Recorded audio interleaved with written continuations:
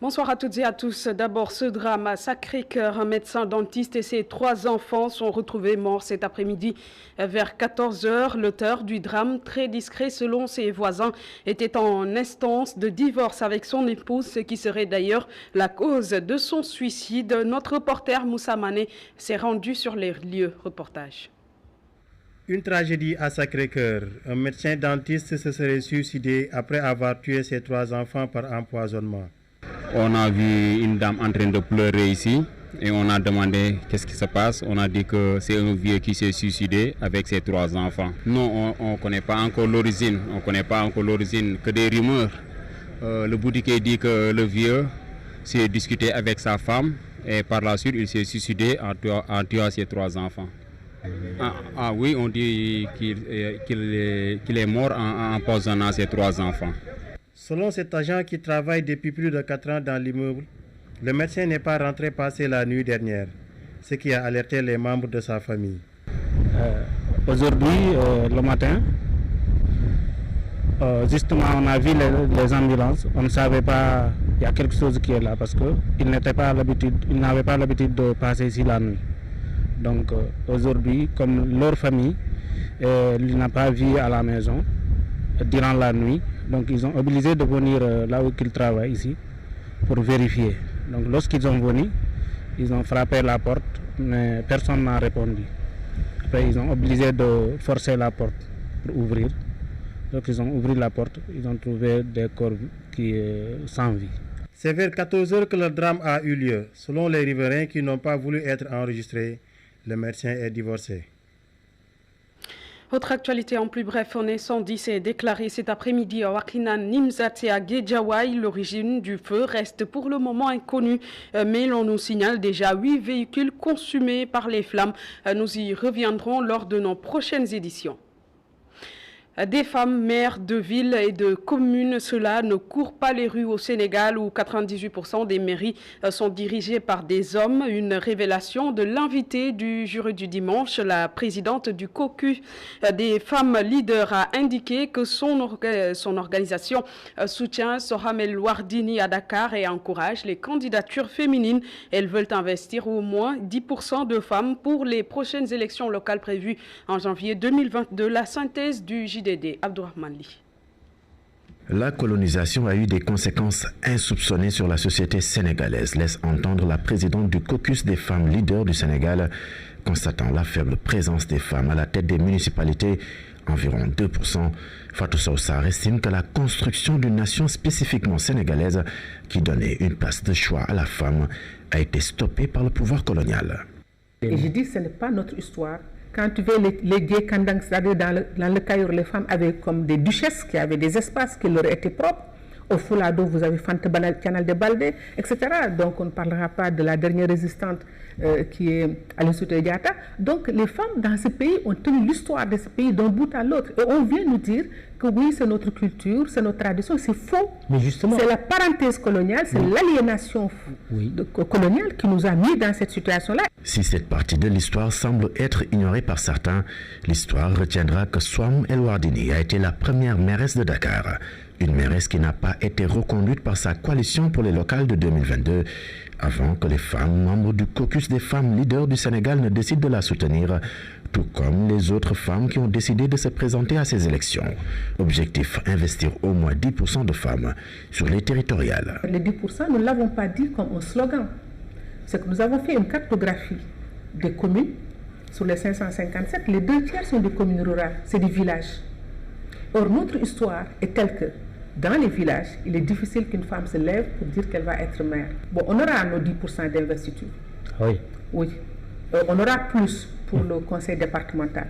Asseoir le leadership des femmes dans les partis politiques au Sénégal, voire en Afrique, c'est l'objectif du caucus des femmes leaders du Sénégal. Sa présidente Fatou Soussar les invite à la mise sur pied de leur parti politique, à investir le champ bondé d'hommes de nos jours, intéressés que par 2 choses, rester au pouvoir ou conquérir le pouvoir. Et le sujet fait toujours débat. Prix Goncourt 2021 attribué à Mohamed Mbougar Sarr pour son roman La plus secrète mémoire des hommes.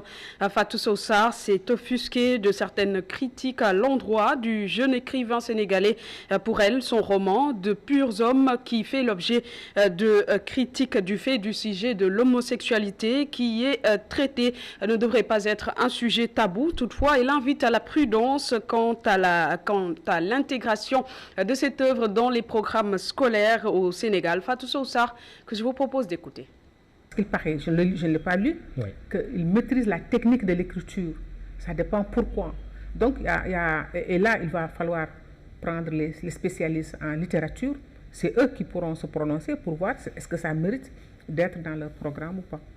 Je crois que tous les Sénégalais devraient en être fiers. Et deuxième élément, c'est un jeune. Donc, au moment où la jeunesse est totalement désespérée, c'est quelqu'un qui constitue un modèle, à mon avis, pour les autres, pour leur dire que par l'effort, on peut acquérir le savoir.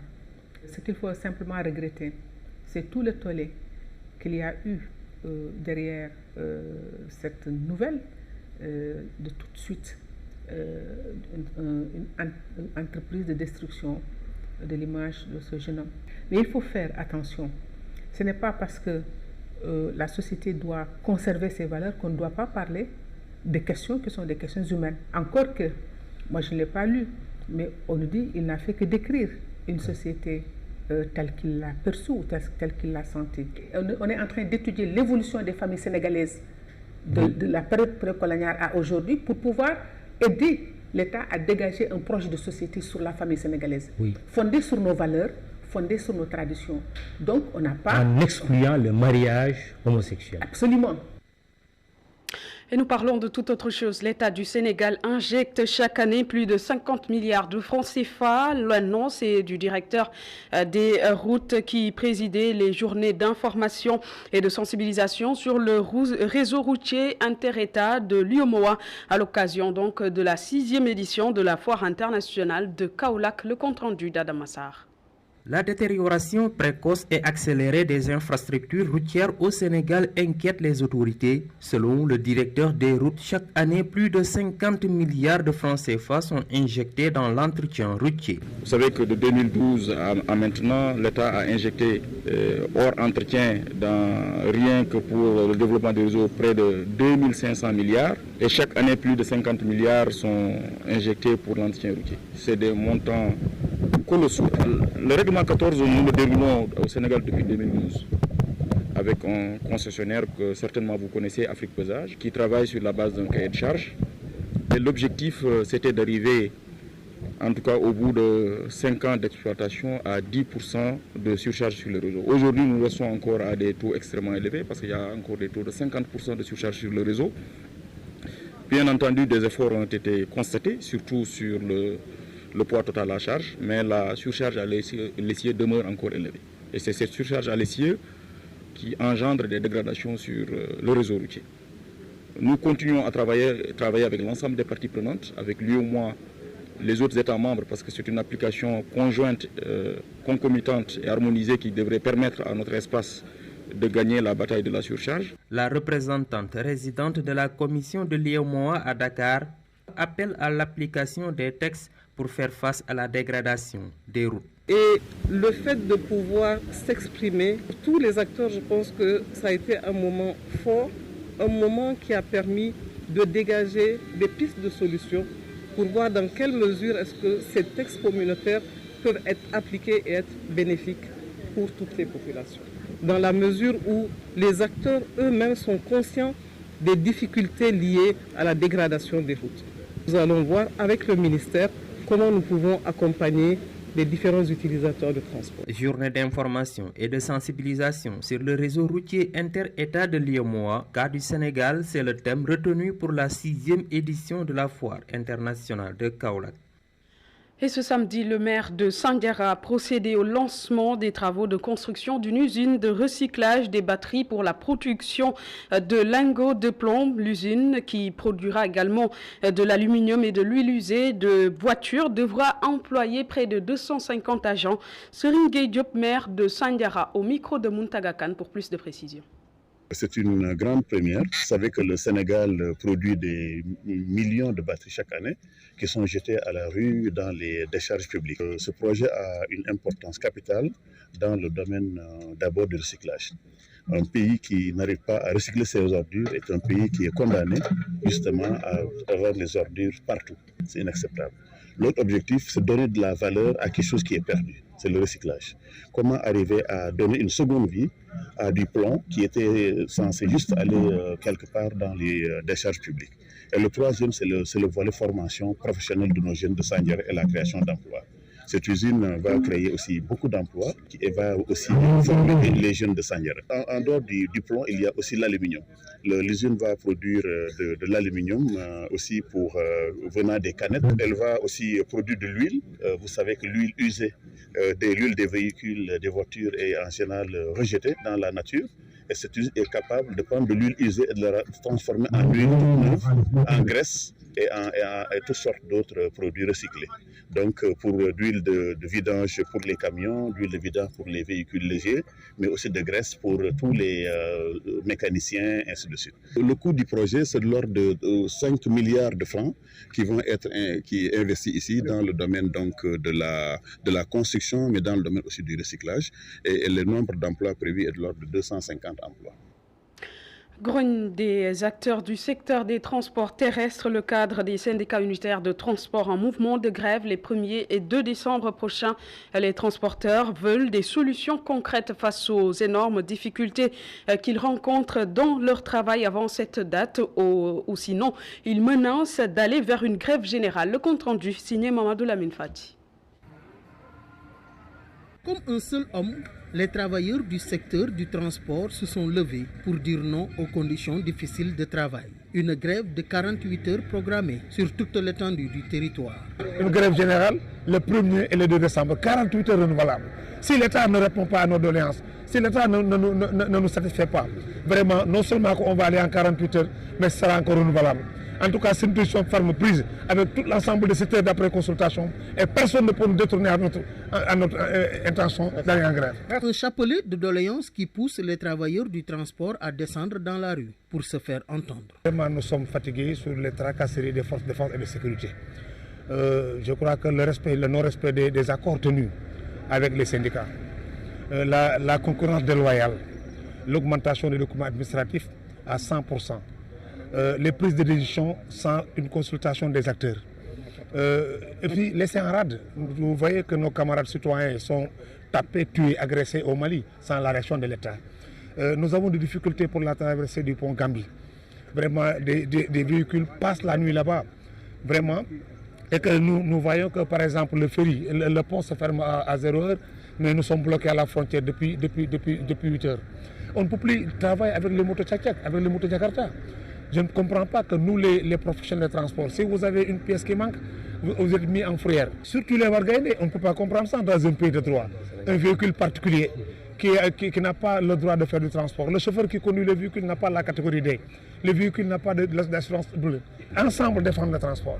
Pour obtenir gain de cause dans ce combat, les travailleurs du secteur du transport comptent sillonner toutes les localités du Sénégal à travers une caravane. C'est pour sensibiliser les transporteurs avant d'entamer la grève générale du 1er au 2 décembre prochain.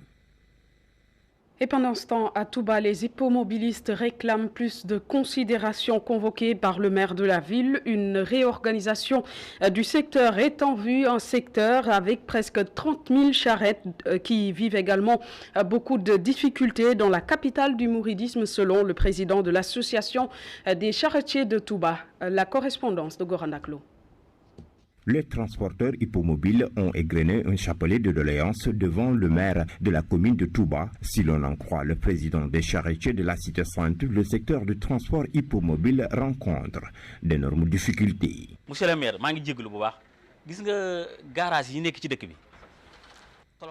Nous avons tous les problèmes du monde pour faire correctement notre travail. Souvent, les charretiers n'ont pas où stationner pour des raisons diverses et nous n'y pouvons rien. C'est pourquoi nous sollicitons votre aide car nous sommes des travailleurs et nous voulons gagner dignement notre vie.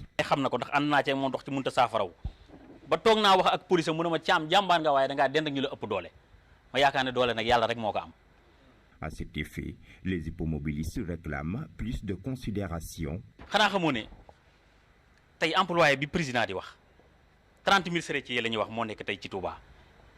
Nous favorisons l'emploi des jeunes. Aujourd'hui, nous sommes à 30 000 charretiers et bon nombre de personnes y gagnent leur vie. Donc, il faut qu'on nous accompagne. Nous voulons juste plus de considération car nous contribuons à la société.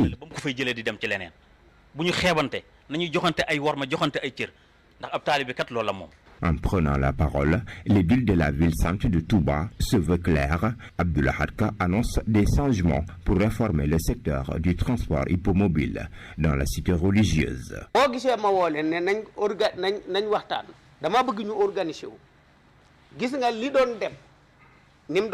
J'ai demandé cette rencontre et je veux juste qu'on s'organise davantage. Mais aussi, c'est l'occasion de vous annoncer qu'il va y avoir des changements car les charretiers font beaucoup de dégâts. Récemment, il y a eu un accident qui a coûté la vie à des gens. À Touba, plus de 30 000 charrettes ont été enregistrées par la municipalité, d'où l'engagement de l'actuelle équipe municipale à mieux organiser le transport hippomobile dans la capitale du mouridisme. Autonomie des femmes rurales. Les femmes rurales camerounaises ont été les premières bénéficiaires du partenariat entre les gouvernements indiens et africains sur le programme d'électrification des zones rurales. Elles ont été formées à l'ingénierie solaire pour permettre l'accès des populations aux énergies propres. C'était lors d'une session qui a duré 4 mois à Toubab Dialaw. Le reportage de Babacar Seck. Des femmes venues des zones rurales du Cameroun ont subi une formation de 4 mois en ingénierie solaire à Toubab Dialaw. Ces moments solaires vont retourner électrifier leurs villages respectifs. Ces femmes-ci issues du Cameroun qui ont passé pratiquement 4 mois avec nous, qui sont arrivées ici en étant illettrées, semi-lettrées, et qui aujourd'hui repartent avec des diplômes d'ingénieurs solaires, c'est-à-dire qu'elles sont capables de monter des panneaux et des lampes solaires, de les réparer, de les entretenir, de les installer. Et c'est d'ailleurs ce qu'elles vont faire à leur retour au Cameroun. Elles vont électrifier tout leur village, l'ensemble des foyers compris dans leur village. Donc c'est une grande fierté aujourd'hui de voir qu'elles ont réussi avec brio ces formations. L'utilisation des ressources naturelles de manière durable est l'un des objectifs de ce programme d'électrification rurale initié par les gouvernements africains, l'UNESCO et Barefoot. Ce projet s'inscrit totalement dans le cadre de la protection de l'environnement, du changement durable dans le sens de la protection de l'environnement et de l'utilisation des ressources naturelles que nous avons pour pallier aux différents besoins des populations. Donc là où l'énergie conventionnelle ne peut accéder, on sait qu'on a la possibilité d'utiliser l'énergie solaire pour répondre aux besoins des populations. Avec l'énergie solaire, la vie des femmes rurales au Cameroun va considérablement changer. Les enfants sont déséquilibrés, ne parviennent pas à bien étudier et déjà nous vivons dans une commune pauvre. Si je dis pauvre, une femme ne peut pas s'acheter du pétrole tout le temps pour que l'enfant puisse étudier. Déjà avec l'avènement de l'éclairage solaire, je crois que ça va beaucoup booster sur notre économie. Pendant 5 mois, 19 femmes sénégalaises des zones les plus reculées vont subir la formation en ingénierie solaire à Toubab Dialaw. Et c'est la fin de ce bulletin d'information. Merci de l'avoir suivi.